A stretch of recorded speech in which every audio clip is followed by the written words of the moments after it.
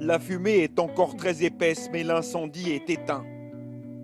Cet endroit abritait un immense sanctuaire pour animaux sauvages, 350 hectares. Il y avait ici des centaines de kangourous, des wallabies et d'autres espèces endémiques d'Australie. Mais tout a brûlé. C'est Sarah Tilling qui dirige le sanctuaire. Quand le feu est arrivé, elle a dû abandonner ses protégés. C'était rempli de kangourous, au moins 100 ou 150.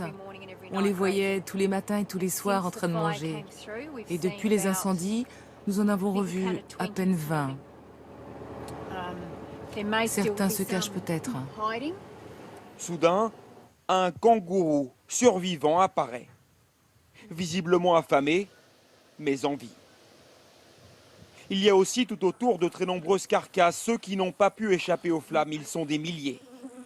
Le feu est arrivé comme une tornade. Peu à peu, d'autres pensionnaires réapparaissent. Ici, un couple de wallabies.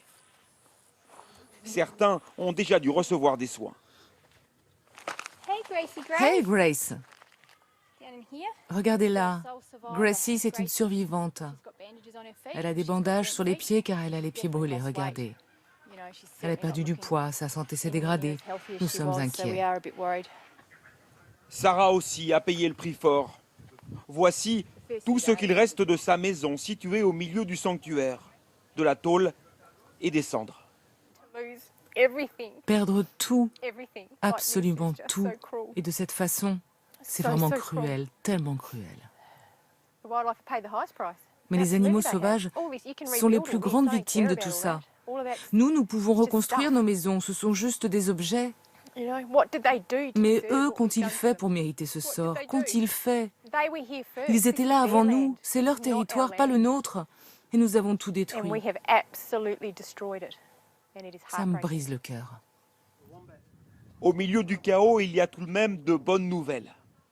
Le mari de Sarah vient de trouver un bébé wombat en parfaite santé. C'est une survivante. C'est une de celles qui me redonne le sourire. Nous n'abandonnerons jamais, ils ont besoin de nous. Maintenant, plus que jamais. Alors que la plupart des incendies sont aujourd'hui sous contrôle, un autre problème se pose pour tous ces animaux s'ils ont survécu aux flammes ou trouvé de l'eau et de la nourriture, alors que concrètement, tout est carbonisé.